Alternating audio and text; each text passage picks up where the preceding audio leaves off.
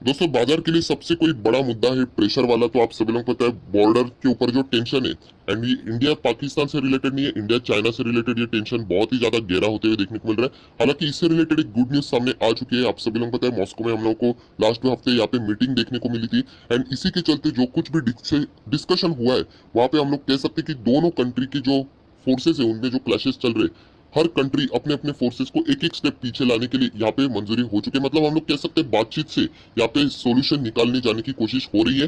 And उसको हम लोग यहाँ पे पॉजिटिव देख सकते हैं। बट आप सभी लोग पता है चाइना एक ऐसा कंट्री है जो कि मैं हमेशा बार बार बोल चुका हूँ कि पाकिस्तान भी एक बार चल जाएगा, क्योंकि पता है सीधा सीधा यहाँ पे एनिमी है। बट चाइना जैसे लोग आप सभी लोगों को पता है सामने से कुछ और पीछे से कुछ और, तो इसीलिए यहाँ पे बाजार के लिए हमेशा एक टेंशन भरा माहौल रहता है।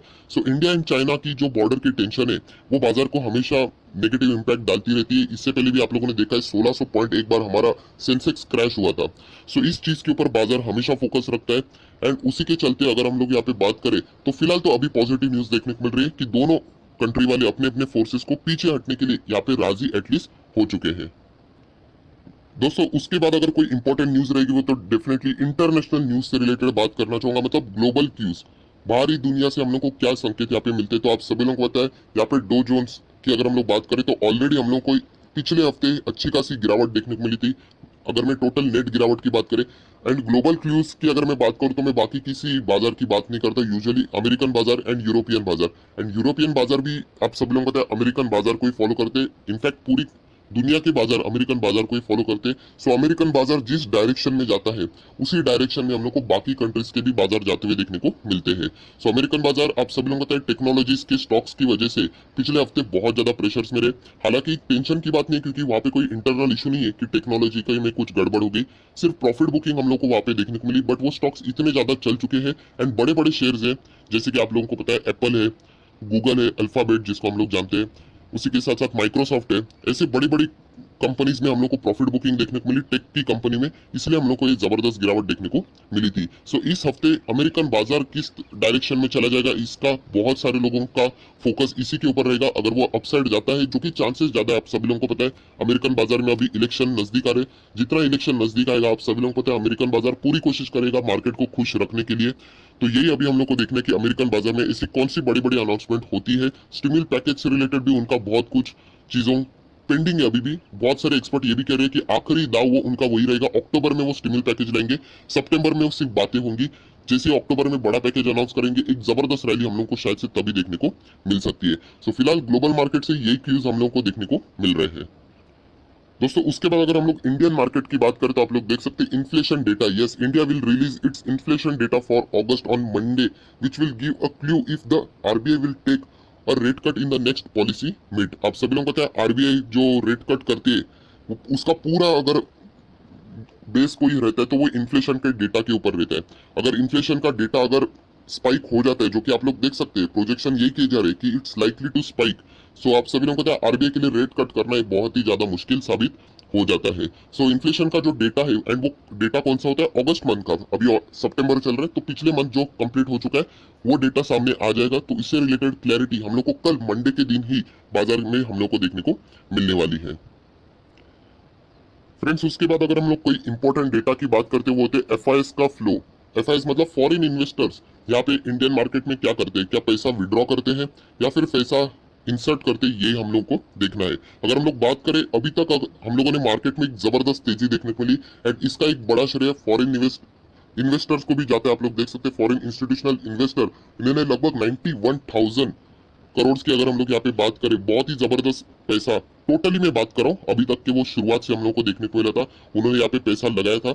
अगर हम लोग यहाँ पे बात करें अभी फिलहाल सितंबर मंथ की, तो सितंबर में जो पहले बाइंग करते थे फाइनली हम लोग को सेलर बनते हुए देखने को यहाँ पे मिल रहे हैं। मतलब टोटल अगर हम लोग सितंबर अभी तक जितना भी चला है उन्होंने लगभग 3,510 करोड़ रुपया मार्केट से विड्रॉ कर लिए हैं।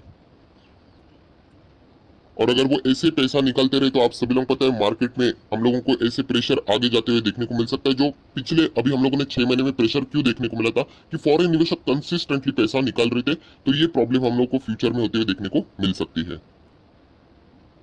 दोस्तों उसके बाद अगर कोई इंपॉर्टेंट इन्फॉर्मेशन है तो आप सभी लोगों को पता है यहाँ पे कोविड से रिलेटेड वही हम लोग को देखने को मिलते हैं। इंडिया की अगर हम लोग बात करें तो 12 सितंबर का डेटा जो लिखा हुआ है, ऑब्वियसली मुझे पता है ये नंबर बढ़ जाते हैं। सो 97,570 इतने केसेस हम लोग को देखने को मिल रहे हैं। एंड सबसे खराब बात यही है कि ग्राफ अभी तक हम लोग को नॉर्मलाइज होते हुए देखने को नहीं मिल रहा है, ये बढ़ते ही जा रहा है, बढ़ते ही जा रहा है एंड बढ़ते ही जा रहा है। तो ये एक चिंता वाली विषय है। हालांकि आप सभी लोगों को पता है हमारा रिकवरी रेट बहुत ही शानदार है, मतलब अमेरिका में अगर आप लोग देखोगे तो हमारे से भी अप्रोक्सीमेटली डबल आप लोग बोल सकते हैं, बट यहाँ पे जो रिकवरी रेट है हमसे भी कम है वहाँ पे। सो ये बहुत ही अच्छा खासा बात है कि इंडिया में रिकवरी रेट अच्छा है। बट यस, ये अगर बढ़ता ही रहता रहेगा सो बहुत ज्यादा दिक्कतें इंडिया में और भी फ्यूचर में हम लोग को होते हुए देखने को मिलेगी। मतलब लॉकडाउन बढ़ाते रहना पड़ेगा। जिस जिस एरिया में ये केसेस बढ़ रहे हैं आप सभी लोगों को पता है वहाँ पे कंटेनमेंट जोन क्रिएट होते ही जा रहे हैं। तो लॉकडाउन मतलब बिजनेस नॉर्मलाइज होने के लिए बहुत ज्यादा मुश्किलें साबित हो सकती है। एंड अगर हम लोग कोविड की बात करें तो आप सभी लोगों को पता है वैक्सीन से रिलेटेड जो बीच में एस्ट्राजेनेका फार्मा, आप सभी लोगों को पता है बीच में उनके ट्रायल रुक गए थे, तो फिलहाल यूके में उनके जो ट्रायल है वो रिज्यूम हो चुके हैं। अगर हम लोग इंडिया की बात करें तो अभी कोई भी क्लैरिटी हम लोग को यहाँ पे देखने को नहीं मिल रही है। सो बहुत ही इंपॉर्टेंट बात है जो कि अभी हम लोग यहाँ पे देख रहे हैं। ये ट्रायल क्यों रुका था इससे रिलेटेड डिटेल वीडियो मैंने बनाया था।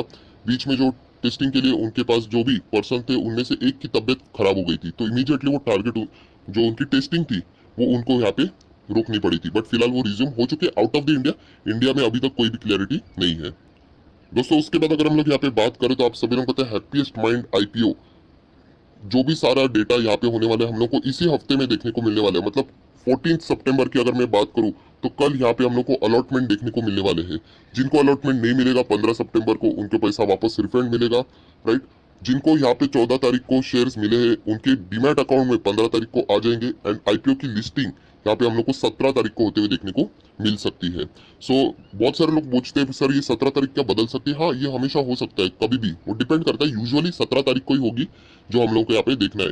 एंड वापस मैं यही कहना चाहूंगा कि अमेरिकन बाजार सब कुछ नॉर्मल रहना चाहिए, वरना अच्छे अच्छे आईपीओ भी हम लोग को फेल होते हुए देखने को मिले हैं। सो इंटरनेशनल मार्केट उसी के साथ साथ डोमेस्टिक लेवल मार्केट में एक नॉर्मल समंदर कैसे शांत रहता है वैसे अगर रहा तो आप सभी लोगों को पता है ग्रे मार्केट में इनका जो प्रीमियम है वो बहुत ही अच्छा खासा अभी भी देखने को मिल रहा है। सो उसी टाइप में हम लोग को लिस्टिंग होते हुए देखने को मिल सकती है। अगर कुछ इंटरनेशनल मार्केट में अगर बिगड़ गया मामला तो यहाँ पे भी लिस्टिंग में हम लोगों को प्रेशर देखने को भी मिल सकता है। सो हैप्पीएस्ट माइंड आईपीओ का परफॉर्मेंस इस वक्त कैसे रहेगा यही हम लोग को देखना है। बहुत ही तगड़ी रिस्पॉन्स हम लोगों को इस आईपीओ में देखने को मिली थी हर कैटेगरी में।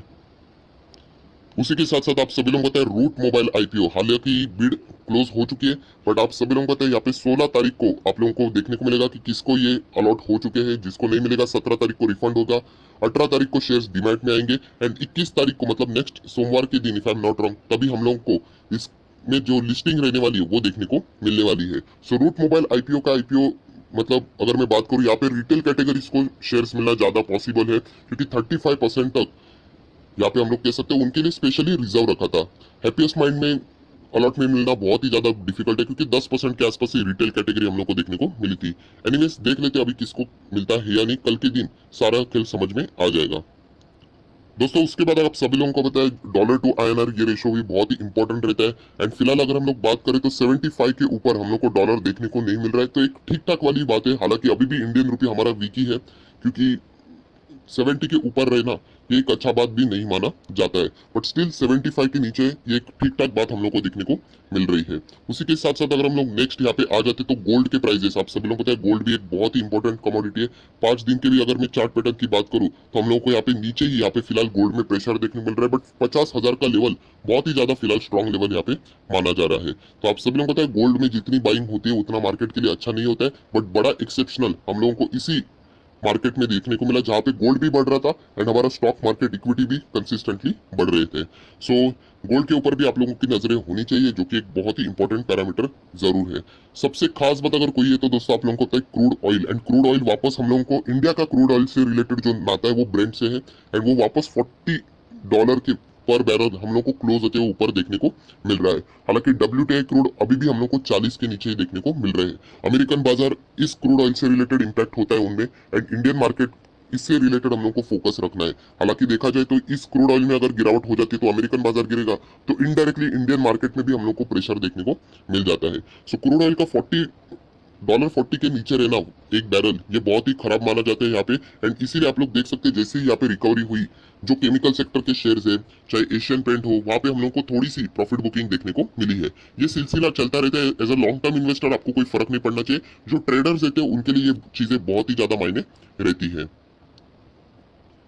सो दोस्तों, आप सभी लोग पता है कल है 14 सितंबर, बट 12 सितंबर को मतलब शनिवार के दिन हम लोग को इंडियन रेलवेज वापस रिज्यूम होते हुए देखने को मिलती है। 80 से ज्यादा स्पेशल ट्रेन यहाँ पे हम लोग को 12 सितंबर से वापस शुरू होते हुए देखने को मिली थी, जिसकी बुकिंग 10 सितंबर को देखने को मिली थी। सो 14 सितंबर मतलब कल के दिन बाजार में यहाँ पे क्या रिएक्शन रहता है रेलवे स्टॉक से रिलेटेड, ये भी देखने के लिए बहुत ही मजा यहाँ पे आने वाला है।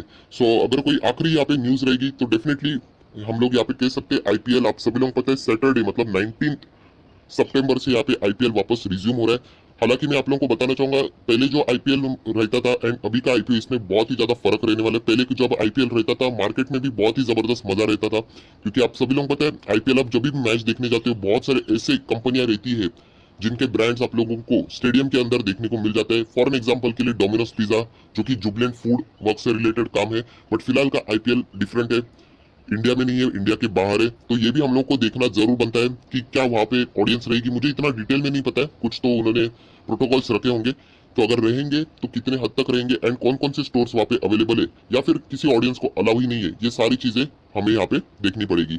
सो डेफिनेटली ये भी सारी चीजें यहाँ पे स्टार्ट होने वाली है। तो इस हफ्ते बहुत कुछ चीजें जो कि हम लोग को बाजार में देखने को मिलने वाली है। सो आया आशा करता हूँ आपको ये वीडियो अच्छा लगा होगा, तो जरूर इस वीडियो को लाइक करना, दोस्तों के साथ शेयर करना, तो उनको भी ये सारी अपडेट मिल जाएगी। So that's it, thank you very much दोस्तों, we will be meeting in next video. तब तक के लिए बाय बाय।